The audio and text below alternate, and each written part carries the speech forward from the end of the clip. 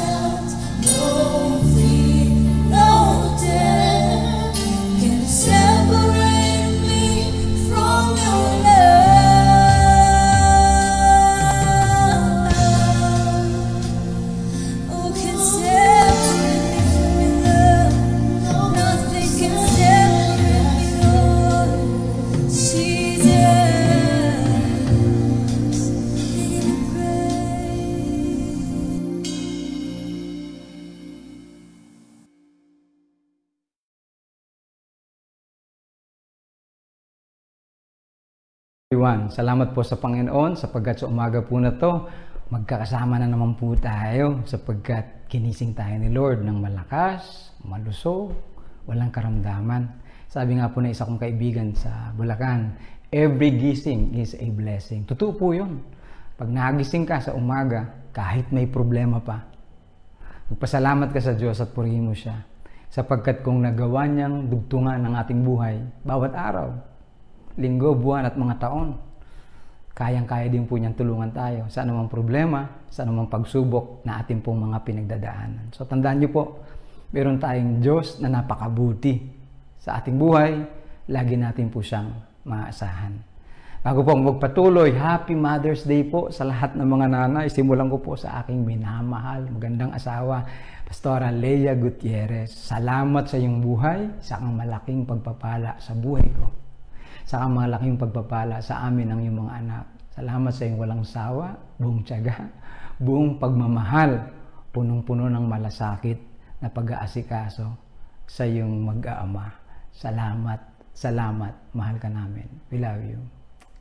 Salamat din po sapagkat may nanay ako, Angelina Gutierrez. Kaming 13 magkakapatid. Hanggang ngayon na kayo 80 years old na, sinasamahan nyo pa rin kami. Gabay, pangaral, panalangin, hindi kayo nagsasawa. Patuloy nyo pa rin kaming sinusubaybayan. Marami pong salamat, Nanay. Mahabang buhay para po sa inyo. Sa aking biyanan, Nanay Ami Limbo, salamat din po dahil sa inyo. May asawa akong maganda na, mabait pa, pagpapala sa akin. At napalaki nyo po siyang mabuti sapagkat kayo din ay mabuting magulang.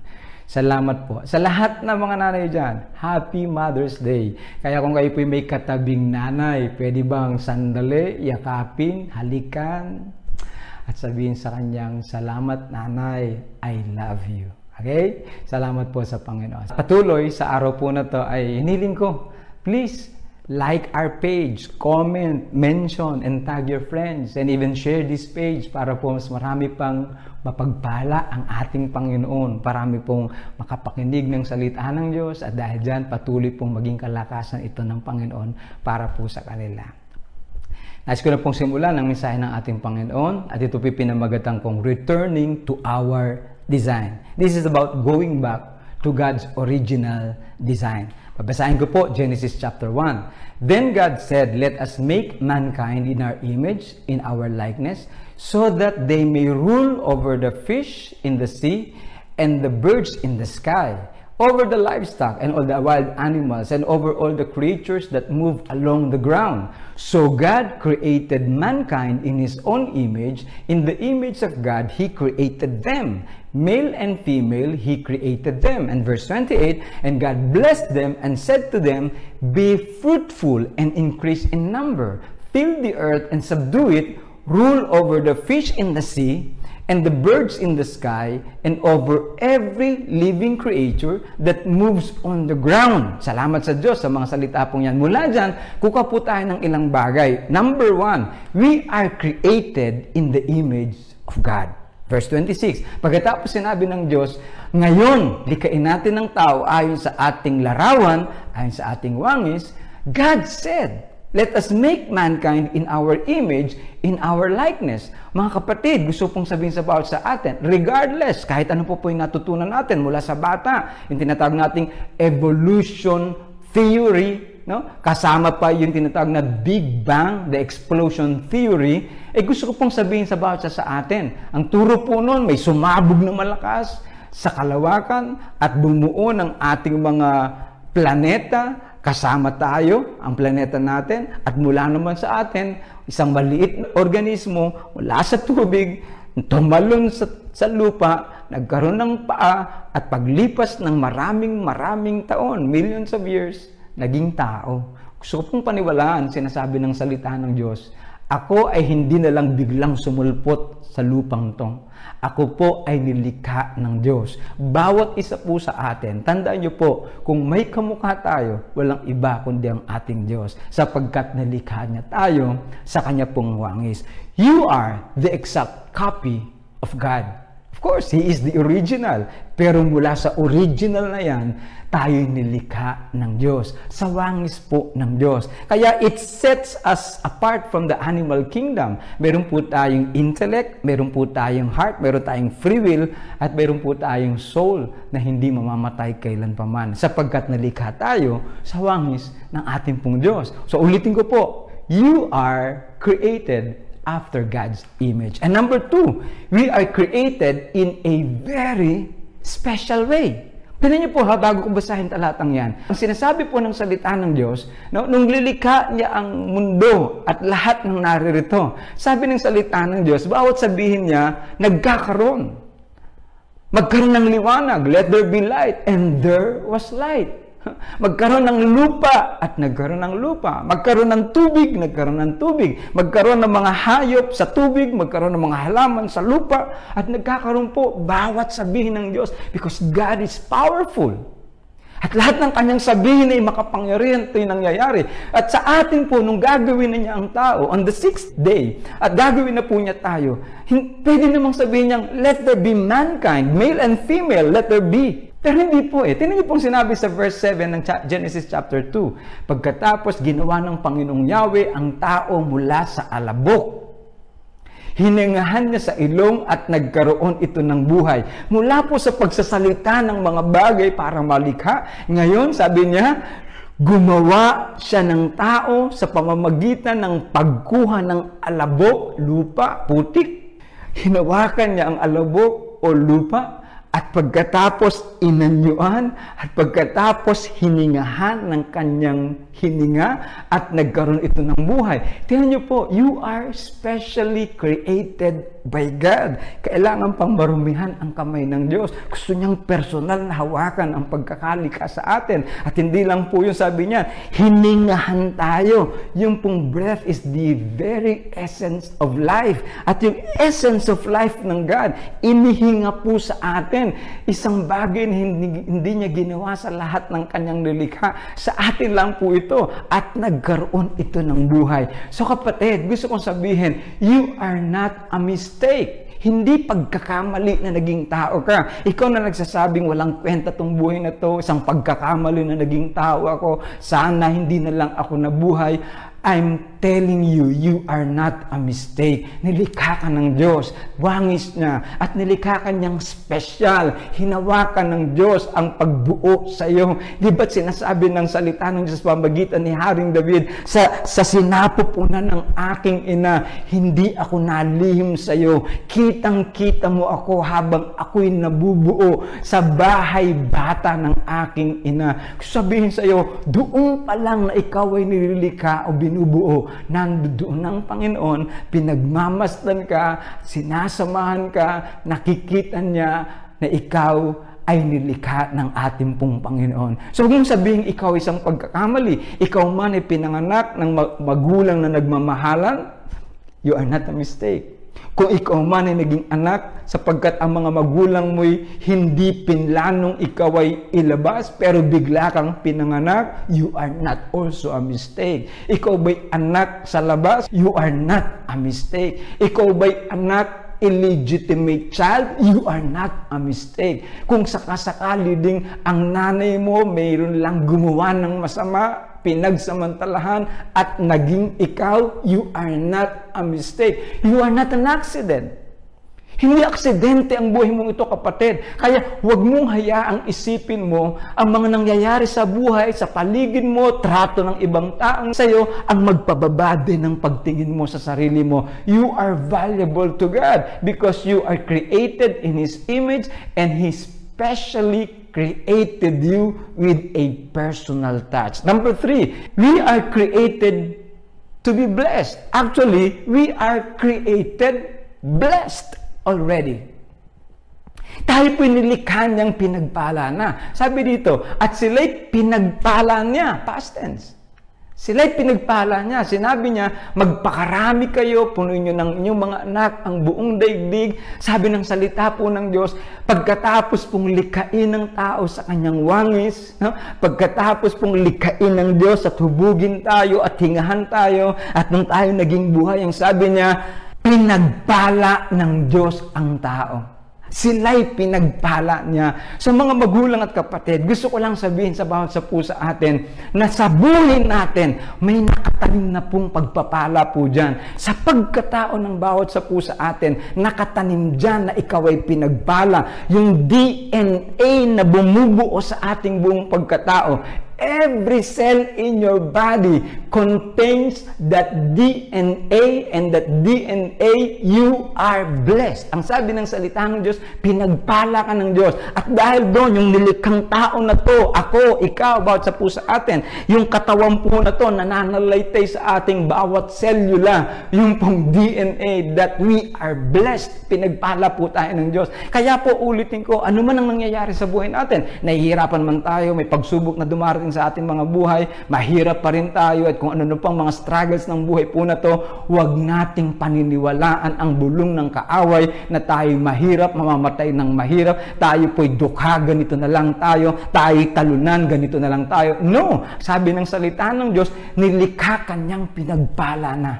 Amen. Hallelujah. Nilikha kanyang pinagpala na. At gusto ko pong piliin na paniwalaan po yun. Na ako'y nilikha ng Diyos sa wangis niya. Ako'y nilikha ng Diyos ng espesyal. At nilikha niya akong pinagpala na. Sa katawan na to, bawat cell ng katawan na to, may kopya ng DNA ng Diyos. I am blessed. At dahil dito, aangat ang buhay. Dahil dito, magtatagumpay tayo. Dahil dito, makikita natin ang kabutihan ng Diyos sa ating mga buhay. Number 4, sabi po dito, we are created to rule and not to be ruled. Verse 26, pagkatapos sinabi ng Diyos, ngayon, likain natin ang tao ayon sa ating wangis, ayon sa ating larawan. Sila ang mamamahala. Verse 28, at kayo ang mamamahala nito. Binibigyan ko kayo ng kapangyarihan sa mga isda, tubig, sa mga ibon, sa impapawid, sa lahat ng mga hayop na nasa ibabaw ng lupa. God said, let us make man in our image after our likeness. And let them have dominion.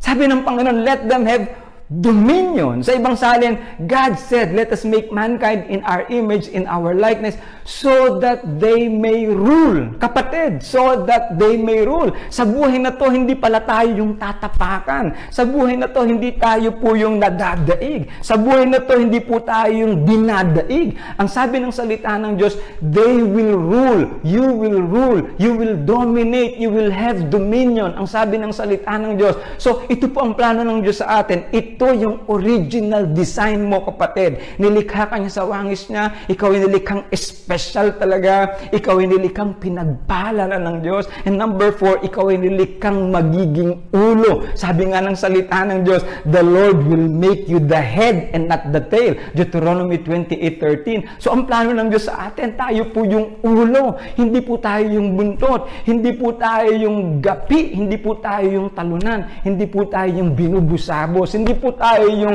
nakatali at pagkatapos walang magawa sapagkat inaalipin tayo ng pangyayari, ng problema, inaalipin tayo ng pagsubok, inaalipin tayo ng kasalanan, inaalipin tayo ng bisyo, mga bagay na hindi mo. Sabi po ng salita ng Diyos, you will rule. You will have dominion. Ito po ang plano ng Diyos sa tao, sa bawat sa po sa atin. Yung po ang plano ng Diyos sa atin. So we are created in the image of God. We are created in a very special way. We are created blessed. And we are created to rule and not to be ruled. Kapatid, kaya itong buhay po na to, pag nakikita natin na parang hindi natin nakikita ang totoong plano ng Diyos sa buhay natin, something is wrong. At maaari nga magsabi ang iba sa atin, bakit ganun? Ang ganda-ganda pala ng pagkakalikha sa akin ng Diyos. Ako'y sa wangis niya, special, at pagkatapos pinagpalan niya, tapos ako daw ang ulo, nagtatagumpay, hindi ako yung buntot at tinatapakan. Pero bakit ganun, pastor, ang nangyayari sa buhay ko? Bakit ganun, pastor, ang mga pangyayari sa buhay ko? Ba't hindi ko nakikita ang katotohanan ng mga salita po ng Diyos? Yun pong ating pag-aaralan sa umaga po na to. Mayroon pong sinasabi sa John chapter 10 verse 10. Sabi po dito ng ating Panginoong Jesucristo, dumarating ang magnanakaw para lamang magnakaw, pumatay at manira. Ito po yung first part ng John chapter 10. Sabi po dyan, dumarating ang magnanakaw para lamang magnakaw, pumatay at manira. Of course, alam po natin ang sinasabing magnanakaw po dyan. The thief comes only to steal and kill and destroy. Ito pong ating kaaway, ang dyablo, na mula pa po nung una sa Garden of Eden, nakita niya na ang tao ay nilikha ng Diyos na espesyal, na pinagpapala at siyang ginawang ruler ng mundo na to. Sumingit po sa Garden of Eden at simula nun, sinisira na niya, ginagalaw na niya ang magandang plano ng Diyos para sa atin at nagtagumpay nga po siya. At ang dyablo po na yon, hanggang sa panahon ni Jesus Christ, ang tawag ni Jesus Christ, ito ang magnanakaw. The thief comes only to steal, kill, and destroy. At patuloy po niya tayong ninanakawan, patuloy pong pinapatay ang tao at sinisira ang buhay po natin. At kung paano nagtagumpay po siya sa ating mga unang magulang sa pamamagitan ng pagkakasala, yung kasalanan po na yon, tuloy-tuloy sa bawat taong lumalayo sa Panginoon, sa bawat taong hindi hinahanap po ang Diyos, ang mga tao pong nagkanya-kanya ng daan at walang naghahanap sa Diyos, hindi natin alam yung pamumuhay na malayo sa Diyos, yun ang pamumuhay na unti-unting wawasak sa atin. Because of that, sin destroyed everything. Winasak ng kasalanan yung magandang imahe natin ng Diyos sa ating buhay. Ang tingin natin sa sarili natin, marumi, masama, pangit, walang kwenta, walang halaga. Dahil sa kasalanan at patuloy na sumisira sa ating mga buhay, na wala yung value natin sa atin. Ang tingin natin sa buhay natin, hindi tayo special, hindi tayo mahalaga. Dahil sa kasalanan, sa pamumuhay natin, unting-unting sumisira at nawawasak sa ating mga buhay, ang tingin natin sa ating mga sarili, hindi talaga ito pinagpala. Sobrang kahirapan, karamdaman, kabiguan, kapigatian, hindi ako pinagpala. Dahil sa maling pamumuhay, unti-unti nating nakikita na wawasak ang buhay natin. Hindi tayo yung ulo, sa halip tayo yung tinatapatan. Tayo po yung nakatali, nakatanikala sa iba't ibang mga bagay sa buhay na ito. Wala tayong kalayaan. We do not experience the original plan of God. At dahil dito nagtataka tayo, bakit ganun? Because there is a thief. Magnanakaw po ang dyablo. Siya'y nagnanakaw, pumapatay at nangwawasak. And because of that, at magtagumpay siya sa buhay natin, ang mamuhay tayong malayo sa Panginoon, and then we live in sin, sin destroyed everything. Dahil po sa kasalanan, napalayo po tayo sa Panginoon. Dahil sa kasalanan, umalis tayo sa plano ng Diyos. Maalala niyo pong itinuro ko minsan, tayo nilikha ng Diyos sa presensya niya. Doon tayo talaga nakatalaga. Nung nilikha tayo ng Diyos, kasama niya. Naalala niyo, nilikha niya ang unang babae at lalaki. Doon sa garden, kasama niya. At habang kasama niya ang tao po'y masaya. Ang tao po'y mahalaga. Ang tao po'y may nangyayaring maganda. Pero the moment na umalis ang tao sa Panginoon, doon na po unti-unting nasira ang buhay ng tao, nagulo ang tao, nagkasala ng tuloy-tuloy ang tao, at unti-unting gumulo pa ang pamumuhay ng tao. Opo, kapatid.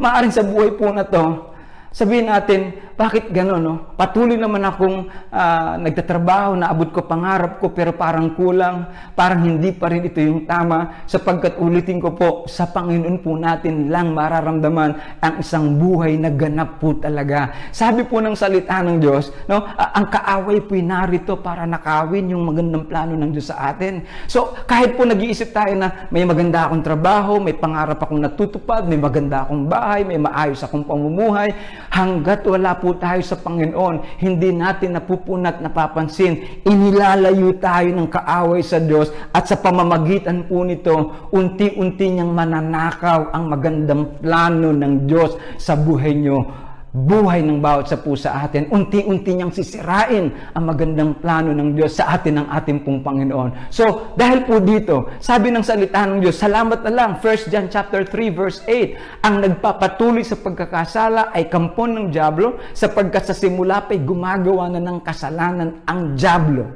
So, ang bawat tao daw pong nasa pamumuhay ng mali, tayo daw po'y tuloy-tuloy pang napapalayo sa Diyos, sapagkat sabi diyan, sa simula pa gumagawa na ng kasalanan ang dyablo, ganun din ang mga taong nagkakasala, meaning papalayo tayo ng papalayo sa Panginoon. Pero eto po, salamat sa Diyos, sapagkat gumawa ng paraan ang Diyos natin upang matigil, upang masira ang gawa ng kaaway sa ating mga buhay. Sabi niya po dito, kaya't naparito ang anak ng Diyos. Wow! Kaya't naparito ang anak ng Diyos upang wasakin ang mga gawa ng dyablo. Opo! Kung walang ating Panginoon, patuloy po tayong wawasakin ng kaaway, sisirain ng kaaway, nanakawin niya ang magandang plano ng Diyos sa ating mga buhay. Ano nga bang magagawa natin, mga tao, laban po sa dyablo, kay Satanas? Wala po tayong magagawa, pero salamat sa Panginoon, sapagkat dumating si Kristo, naparito ang anak ng Diyos, walang iba kundi ang ating Panginoon sa Kristo, upang wasakin ang mga gawa ng dyablo. Purihin ng Diyos. Yung akala ng iba na yung pagkapako ni Kristo doon sa krus ng Kalbaryo ay pagkatalo niya, hindi po. Ang pagkapako ni Kristo doon sa krus ng Kalbaryo ay pagwawagi ng ating Panginoon sa Kristo upang wasakin niya ang lahat ng gawa ng kaaway. So Jesus is the destroyer of the works of the enemy. Praise God! So may paraan. Jesus is the destroyer of the works of the enemy. Kaya pala sabi diyan, ang ating Panginoon naparito upang wasakin. For this purpose, the Son of God was manifested that He might destroy the works of the devil. Salamat po sa Panginoon. Purihin po ang Diyos. He can destroy. Actually, He already destroyed all the works of the enemy. Kaya nga kung makikilala mo ang Panginoon, pwede po tayong makaranas talaga ng tagumpay. Ang wala kay Kristo may buhay na natatalo at nadadaig ng kaaway ng kasalanan. Ngunit ang sinumang na kay Kristo ay may pananagumpay sapagkat winasak na ni Kristo ang lahat ng gawa ng dyablo. At kung ikaw ay nasa Kanya, mananatiling mararanasan mo ang pagtatagumpay ng ating pong Panginoon. Next, Jesus is the restorer of everything.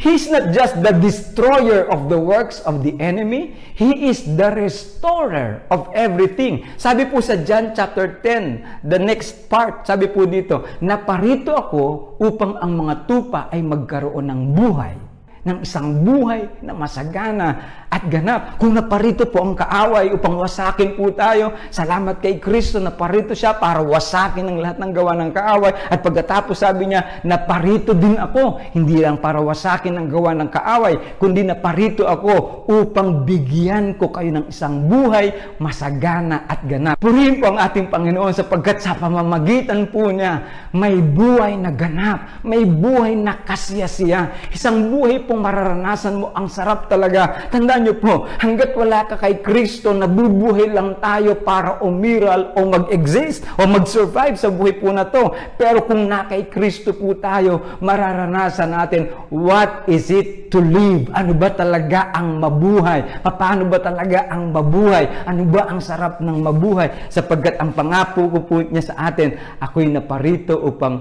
bigyan ko kayo ng buhay, isang ganap at kasiyasiyang buhay. Yan po ang pangako ng ating pong Panginoon. So hayaan niyo po na patuloy, makita po natin, ito yung plano ng Diyos. Ako'y nilikha niya sa wangis niya, nilikha niya ako sa special na pamamaraan, nilikha niya ako na pinagpala na ng Diyos, at nilikha niya ako na ako'y nananagumpay sa buhay po na to. At anumang pagkakawasak ng kaaway sa buhay natin o sa pamamagitan ng kasalanan, sinira po ng kaaway ang magandang plano ng Diyos sa buhay po natin. Tandaan po natin, si Kristo ay naparito para wasakin ng lahat ng gawa ng kaaway. And number 2, si Kristo ay naparito po para i-restore ng Panginoon ang magandang buhay para po sa bawat isa po sa atin. Jesus is the destroyer of the works of the enemy. And Jesus is the restorer of God's plan in our life. Tandaan po natin, sabi niya, naparito ako upang bigyan ko kayo ng isang buhay na masagana at isang buhay na ganap. Meron po gusto ikwento. Meron pong isang lalaki na naging kriminal at siya po ay ipaparusahan na at hatulan. Ang sabi po ng judge sa kanya, ang judge ay nagkataong kilala niya ang lalaki na to mula pagkabata hanggang paglaki. Sa katunayan, isang kaibigang malapit ang tatay nito sa hukom. At ang tatay po niya ay isang kilalang scholar, legal scholar. At katunayan, siya po ay author ng isang exhaustive study entitled The Law of Trust. At sabi ng judge sa lalaki, "Do you remember your father?" Ang sabi po ng lalaki, "Yes, I remember him well, Your Honor." Ang sagot ng lalaki.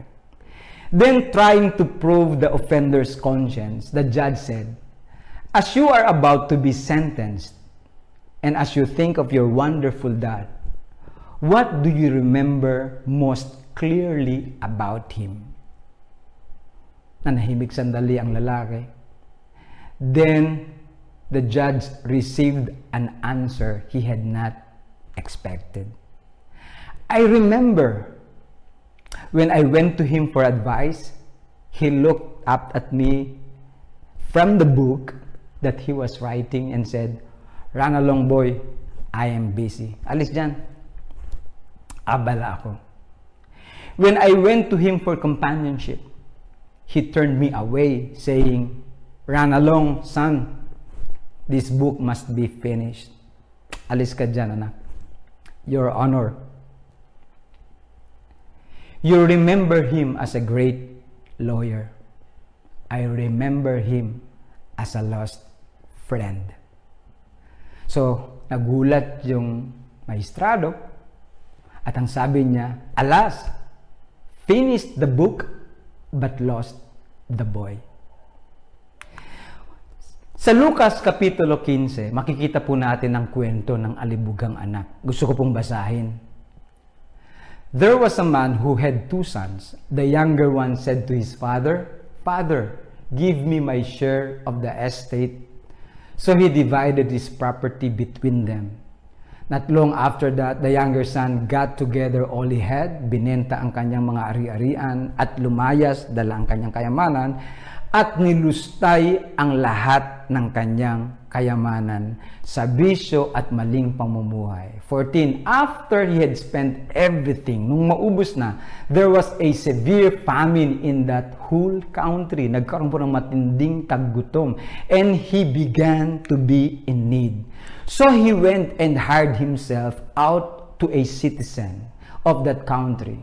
Pasok ng trabaho, who sent him to his fields to feed pigs, magpapakain, mag-aalaga ng baboy. He longed to fill his stomach, gutom na siya, kahit man lang mga pagkain kinakain ng baboy. But no one gave him anything. Gusto ko muna pong tumigil dito. May isang lalaki, sabi diyan, kinuha ang lahat ng kayamanan niya na dapat ay mana. Pero ang sabi niya, naiinip na akong mamatay ang tatay natin. Pwede ko na po bang makuha ang kaya? What a disrespect. He dishonored his father. Ngunit sa kabila po nito, binigay pa rin ng ama. Pagkatapos ibinigay ng ama, binenta ang minana at pagkatapos dinala ang kayamanan, inubos sa maling pamumuhay, sa bisyo, maling barkada. At pagkatapos nung naubos ng lahat, wala na siyang pera, wala nang mapuntahan, nawala din ng mga kaibigan, pumasok po siya bilang tagapag-alaga, tagapagpakain ng baboy. Sa sobrang gutom niya, kahit pagkain ng baboy, gusto na niyang kainin. Pero sabi po doon, but no one gave him anything. Ito po ay pwedeng maging literal sa buhay natin. Naniniwala po ako na minsan, ang dahilan ng isang buhay na sobrang hirap, isang buhay na sobrang wala, parang busabos talaga. Hindi po lahat. Pero minsan, ang dahilan nito ay ang paglayo natin sa Diyos. Tandaan niyo po, uulitin ko yung binanggit ko kanina. Nilikha tayo ng Diyos para sa Kanya. At ang alam nating lahat na ang Diyos na yan ang pinagmumulan ng lahat ng pagpapala. Kung ang tao lang ay mananatili sa piling ng ating Panginoon, naniniwala po ako, lahat ng pangangailangan natin tutugunin ng Diyos. Lahat ng problema natin aayusin ng Panginoon. Hindi mo kailangang maging dusta ang buhay. Hindi mo kailangang maging kawawa ang buhay. Hindi mo kailangang maglimos ng pagkain para mabuhay. Hindi mo kailangang maging isang kahiyahiyang pamumuhay kung ikaw ay malapit sa Panginoon. At tinan niyo po, no one gave him anything. Kung sakasakali naman po, hindi literal na mahirap ang buhay natin. No? Meron naman tayong ganito, may bagay tayo, may pangarap tayo, may naabot tayo, meron tayong material, meron tayong ipon, may trabaho tayong maganda. Pero minsan po, nakakaramdam pa rin tayo ng gutom. Nakakaramdam pa rin po tayo na bakit ganun? Ba't kulang ang buhay ko? Bakit parang may hinahanap ako? Bakit hindi ko makuha to? Hinahanap ko ito sa trabaho. No one gave him anything. Hinahanap ko to sa pangarap na abot ko. No one gave him anything. Hinahanap ko to sa pera, sa material na bagay para mapuno yung aking pangailangan, yung aking hinahanap, yung satisfaction hinahanap. But no one gave him anything. Maaaring nakita mo to sa mga tao, akala mo tao magbibigay sa iyo ng kabusugan o pupuno ng kung ano mang kulang sa iyo, pero katulad sinabi diyan, no one gave him anything. Lagi nating mararamdaman yung gutom. Lagi nating mararamdaman yung kakulangan sa buhay natin. Parang ganito lang po sa puso kasi ng tao o sa kaibuturan ng bawat isa sa atin, may nilagay pong vacuum ang Diyos. Na yung vacuum po na yon, ang makapuno lang nun, walang iba po kundi ang ating Panginoon. Siya lang po ang pwedeng pumesto nun, na pag nakapwesto siya dun sa vacuum vacuum natin po na yun, puno ang pakiramdam natin, busog ang pakiramdam natin, satisfied ang pakiramdam natin. Kaya nga regardless, may pera, walang pera, may trabaho, walang trabaho, naabot ang pangarap o kaya po hindi, mahirap tayo o mayaman tayo, we are satisfied. Sapagkat tandaan niyo po, si Jesus lang ang makapagbibigay po sa atin ng totoong kabusugan sa ating buhay. Di ba sinabi niya, I am the bread of life. Ang sino mang kumakain sa akin, kailanman hindi na siya magugutom. So, going back to this prodigal son, gutom na gutom, sabi niya, but no one gave him anything. So sabi po niya dito, when he came to his senses, he said, how many of my father's hired servants, katulong lang ng mga tatay ko, sobra-sobra pa ang pagkain, and here I am, starving to death. I will set out and go back to my father and say to him, Father, I have sinned against heaven and against you. I am no longer worthy to be called your son. Please, sabi niya, make me like one of your hired servants. Sabi po niya, sa tatay ko, sa bahay ng tatay ko, katulong lang, sobra-sobra pagkain. Samantalang ako dito, gutom na gutom. Babalik ako sa tatay ko. Hihingi ako ng tawad sa kanya at sasabihin ko sa kanya, kahit ibilang na lang niya ako, isa sa mga alipin niya, walang problema sa akin, makabalik lang ako. So he get up. Sabi po dito, he got up and went to his father. Ito po maganda. But while he was still a long way off, his father saw him and he was filled with compassion for him. And he ran to his son, threw his arms around him, and kissed him. Gusto kong sabihin sa atin, ito pong senaryo po na to, akala lang natin, no, parang ang ganda-ganda agad tingnan. Pero alam niyo po, kung cultural ang ating pag-uusapan o kultura ng mga Hudyo, this is a very humiliating scene. Bakit po? Ang batang ito, ang young man na to na bumabalik, siya po'y nagbigay ng disrespect at dishonor po niya ang kanyang magulang. Sa kanila pong kultura, ang batang ito o ang young man po na to ay karapat dapat mamatay. Ang sino man pong walang galang sa magulang ay babatuhin hanggang mamatay. So itong eksena na to na ang tatay ay nagtatatakbo para salubungin ang kanyang sariling anak. This is a humiliating scene. Pero tingnan niyo po ang sinabi ng salita ng Diyos. Inililis pa ng tatay ang kanyang damit, isa ulit pong nakakahiyang gawin ng isa pong adult, ng isa pong senior na iangat ang kanyang damit at makita ang kanyang hita o tuhod, bawal po sa kanila yon. Pero ang tatay po na to, walang pakialam kung kakahiyaman tong gagawin ko. Wala akong pakialam kung nakakahiya para sa kanila ang gagawin ko. Wala akong pakialam kahit pintasan nila na ako'y tumatakbo ngayon para salubungin ng anak kong nagkasala. Wala siyang pakialam. Tumatakbo ang tatay, nakalilis ang damit kahit kahiya-hiya at pagharap sa kanyang anak, sabay niyakap niya ng mahigpit, hinalikan ang lalaking ito, maruming-marumi, mabaho dahil sa kanyang hanap buhay. Pero tingnan niyo po, ang tatay niya, walang tigil pong kakayakap, walang tigil po sa kakahalik. Alam naman po nating lahat, ang talinhaga pong ito ay nilalarawan ng dakilang pag-ibig ng ating Diyos Ama sa atin.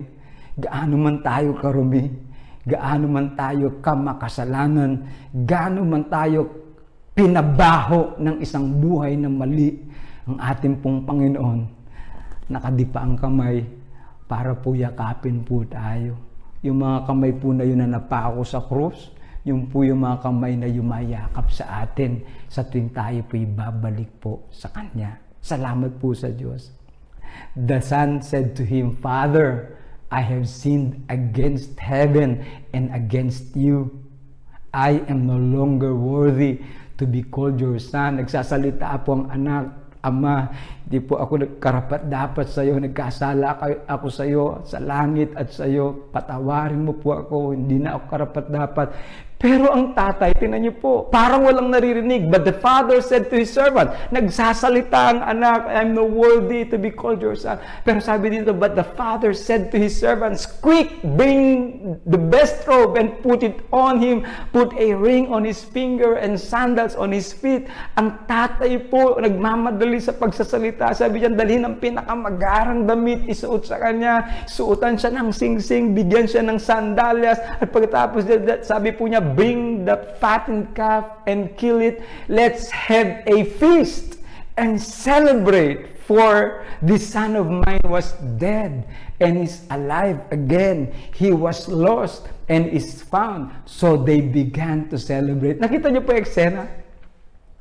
Umiiyak ang anak. Umiiyak ang anak. Patawarin niyo po ako. Hindi ako karapat-dapat pong tawaging anak ninyo. Kahit po alipin na lang. Ang tatay walang naririnig. Yakap-yakap ang anak. Hindi niya alintana yung sinasabi ng kanyang anak. Sa halip sabi niya, dali ng pinakamagandang damit. Kunin ang singsing. Isuot ang panyapak sa kanya. At maghanda tayo para sa kanya. Ang anak kong nawala ngayon ay naririto. Itinan niyo po ito.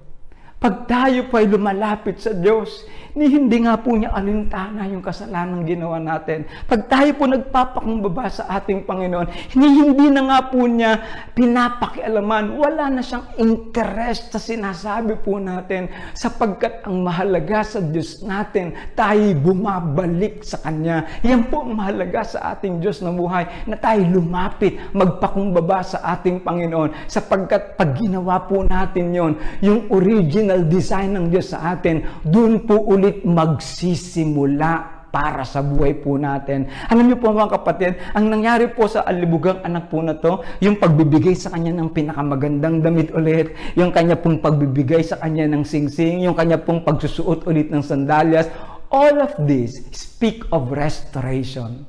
In general, this is about restoration to his sonship. Na siya'y muling ibinabalik sa pagiging anak. Na anumang pagpapala sa pagiging anak ay sa iyo ulit. Ikaw ay kinikilala ulit isang anak. Sarap po, ano? Nang bawat sa puso atin, sino man tayo, ano man tayo, pag bumalik tayo sa Panginoon, tinanggap natin si Kristo bilang Pangansariling tagapagligtas, wala nang pakialam ang Diyos kung sino ka noon. Wala na siyang pakialam kung ano ba yung history mo. Wala siyang pakialam kung ano yung past mo, gaano man kasama po ito. Now, He is restoring our sonship. Binabalik niya po yung pagiging anak natin o anak tayo ng Diyos. Pero isasin po natin, robe. Ay, ibigay sa kanyang pinakamagandang kasuotan. Robe is something that represents the robe of righteousness. Damit ng katuwiran ng Diyos. Di ba? Maruming-marumi yung binata. Sabi niya, tanggalin yan, palitan ng damit na pinakamaganda. Well, sa atin po, this is about the robe of righteousness. This is about forgiveness and acceptance. Na sino ka man, ano ka man, yung pagpapatawad binibigay sa'yo. Yung pagbihis sa'yo ng katuwiran, ibig sabihin, pinapatawad ka ng Diyos. Ibig sabihin, ikaw ay tinatanggap ng Diyos. Gaano man ang nangyari sa buhay mo. Sarap na sinabi po sa Isaiah, no? Gaano man kapula ang iyong kasalanan. Sabi niya, lumapit ka tayo mag-aralan. Papuputiin ko ito katulad ng niebe. Wow, purihin po ang Diyos. Yung pong robe of righteousness, ibinabalot sa atin ng Diyos, idinadamit sa atin ng Diyos. Sa oras na tayo'y magbalik loob sa Panginoon, you are no longer a stranger, you are accepted in the beloved. Sabi po ng salita ng Diyos, binabalutan tayo o binibisan tayo mula sa damit na madumi, mula sa damit na mabaho, mula sa buhay na masama. Alala ko po, alam niyo po ba, na ang sino mang nagtatrabaho nun sa babuyan ay kinukondena ng panahon po na yon. Hindi po kinakausap sapagkat ang baboy po ay tinuturing pong maruming hayop, kasalanan ding kumain, kasalanan ding mag-alaga. At alam niyo po ba, ang sino mang nag-aalaga ng hayop na ito ay bawal at hindi po pinapahintulutang pumasok sa templo upang sumamba sa Diyos. Ang sarap pong isipin yung paglalarawan. Tinatanggihan tayo ng tao. bagsak tayo sa harapan ng tao. Pero sa Diyos, yayakapin, hahalikan, huhubarin yung maruming basahang damit na yan at bibihisan tayo ng katwiran ng Diyos. Tinatanggap tayo ng Panginoon. Number 2, ring ang singsing. This is about authority and position. Honored status. Wala po doon sa isang buhay na wala kang authority, no? Wala kang posisyon, wala kang kakayahan sa buhay na to, winawasak ka lamang ng lahat, problema, pagsubok, kasalanan, o kahit tao minsan, hinahayaan nating mawasak tayo sa pamamagitan po nila. Yung ring, sabi, suutan siya ng singsing. This is about his position, his authority, his honored status. Kapatid, sa mundo na to, binabagsak tayo. Sa mundo na to, binababa tayo. Sa mundo na to, tinatapakan tayo at ginagawa tayong buntot. Pero pag bumabalik tayo sa Diyos, sinusuutan tayo ng singsing, simbolo ng kapamahalaan, authority and position. Nasabi ng salita ng Diyos, umupo na tayong kasama ng ating Panginoong Jesucristo. Positionally speaking, nakaupo po tayong katabi ng ating Panginoon. You are not a servant. You are not a slave. Ikaw ay mahalaga sa harapan ng ating Panginoon. You are a person of authority. Pag ikaw ay na kay Kristo, ikaw ay may kapamahalaan. Ibig sabihin, hindi ka na madadaig ng kaaway. Ikaw ay may kapangyarihan dahil kay Kristo. I can do all things through Christ that strengthens me, who strengthens me. Sabi po ng salita po ng ating Panginoon. So, ikaw na dating busabos, ikaw na dating tinatalo, ikaw na dating dinadaig, ikaw ngayon ay nilalagay sa isang lugar ng kapamahalaan, isang posisyon, isang honored status. And last, sandals. This is about freedom. Freedom. Malaya ka na. Malaya ka ng lumakad. Malaya ka ng mabuhay nang hindi ka na inaalipin ng lahat. Walang aalipin kasalanan, walang aalipin sa iyong problema, pagsubok, hindi ka na ma-manipulate ng tao, hindi ka gagamitin ng pera, hindi ka gagamitin ng trabaho. You are free. Hindi ka na magiging robot sa mundong ito. But you are free and yet you have a purpose. Freedom and purpose. Alam mo na ang buhay na ito ay mahalaga. Alam mo na ang buhay na ito ay may magandang plano ang Diyos para sa iyo. Yan ang plano ng Panginoon para sa bawat sa puso atin. So, gusto ko lang sabihin po mga kapatid, anumang ginawang paninira ng kaaway sa buhay mo, ikaw ay pinatawad ng Diyos. Now, talking about the forgiveness of God, because God is so loving and He can forgive any sin. Ano mang kasalanan.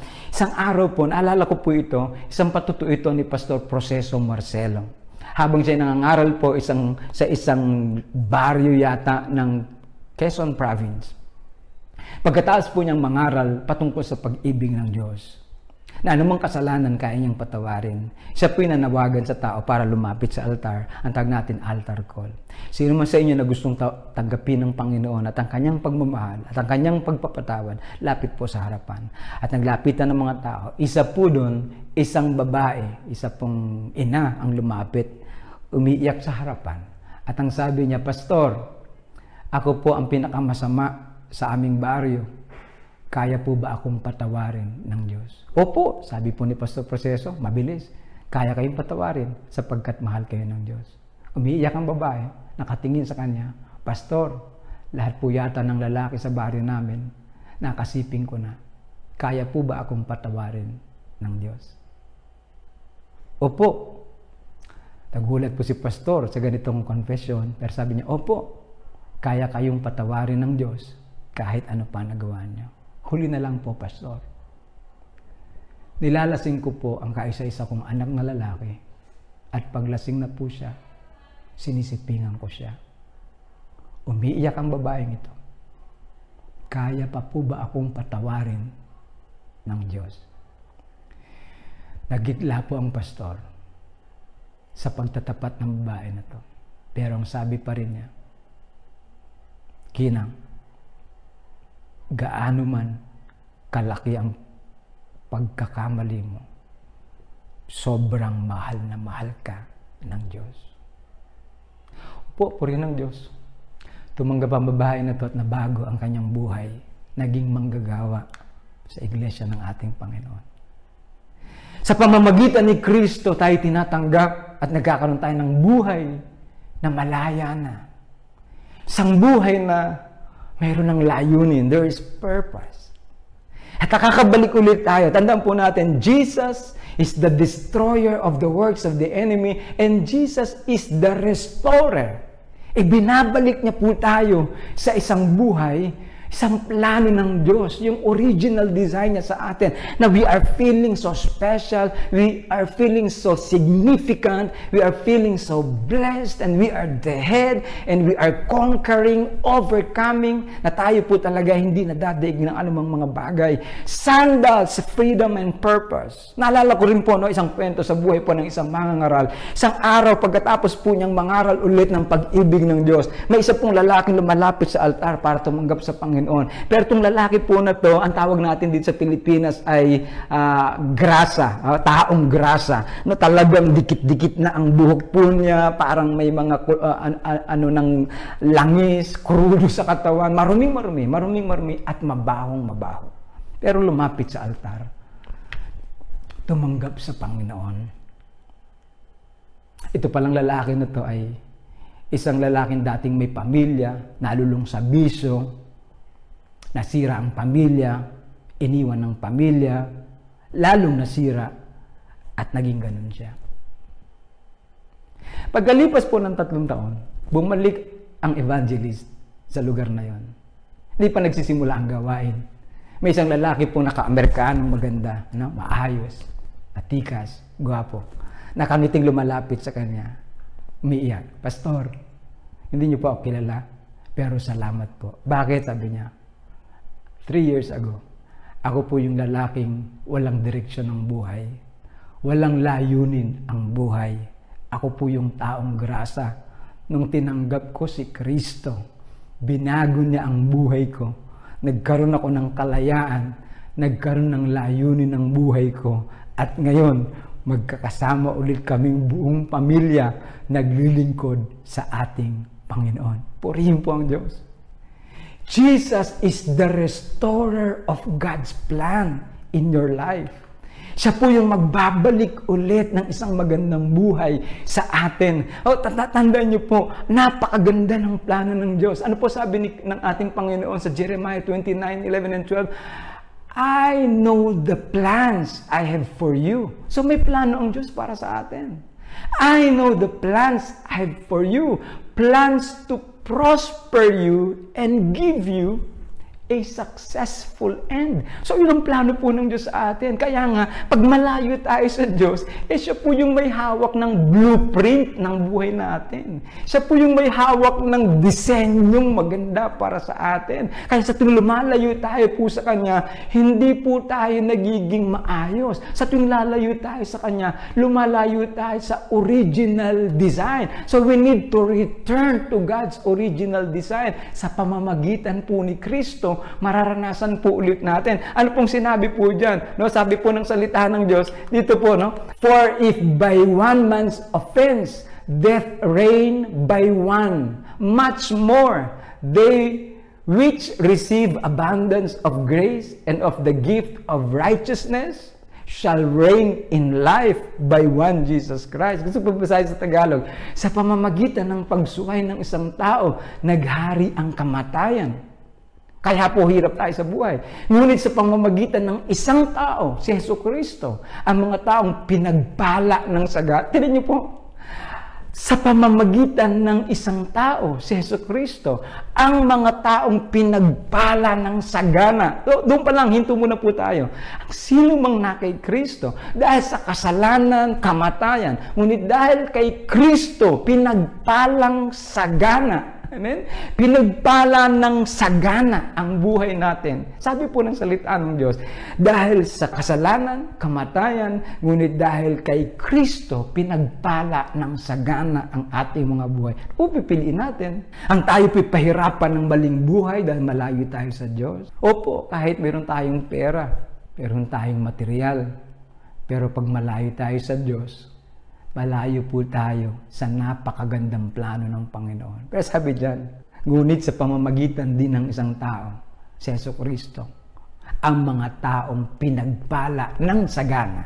Tapos sabi po diyan, pinagpala ng sagana at itinuring na matuwid. No? Biro mo, dati kang makasalanan, ngayon itinuturing kang matuwid para bagang hindi ka nagkasala kailanpaman. Purihin ng Diyos. At next, sabi po niya dito, ay maghahari sa buhay. We shall reign in life. So, babalik po yung original design. You are blessed and you are to rule. Ikaw na yung ulo, ikaw yung nasa una, hindi ikaw yung tinatalo. Pinagpala ka na, you will also reign. Hindi ka na po yung buntot, hindi ka na yung tinatapakan, hindi ka na yung pinapahirapan, hindi ka na yung pinasusunod ng pera, material, hindi ka na yung pinasusunod ng tao, kahit tao. May mga tao pong manipulative. At minsan, takot tayong mawala sila. Payag na tayong manipulahin ang buhay po natin. No! Sa pamamagitan po ni Kristo, pinagpala na ang buhay mo, inari ka pa niyang matuwid, at ngayon, pwede ka nang magtagumpay, kapatid. Jesus is the restorer of every good thing that God has planned for your life. Walang buhay na walang kwenta kay Kristo. Walang buhay na patapon sa Panginoong Jesus. Walang buhay na hindi pinapahalagahan sa Panginoon. Si Kristo po'y namatay para sa lahat. So let us return to God's original design. Tayo po'y manalangin. Panginoon, marami pong salamat sa umaga po na to.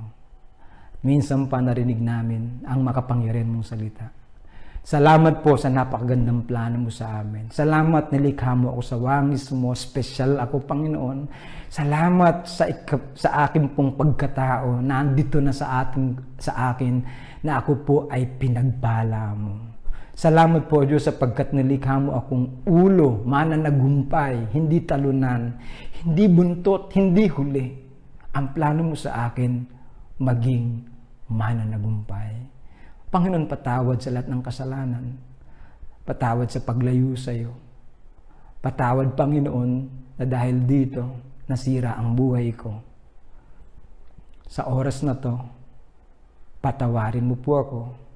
Katulad ng alibughang anak, nagpapakumbaba ako sa iyo. Tinatanggap ko si Jesus bilang Panginoon ko at sariling tagapagligtas. Simula po ngayon, naangking ko.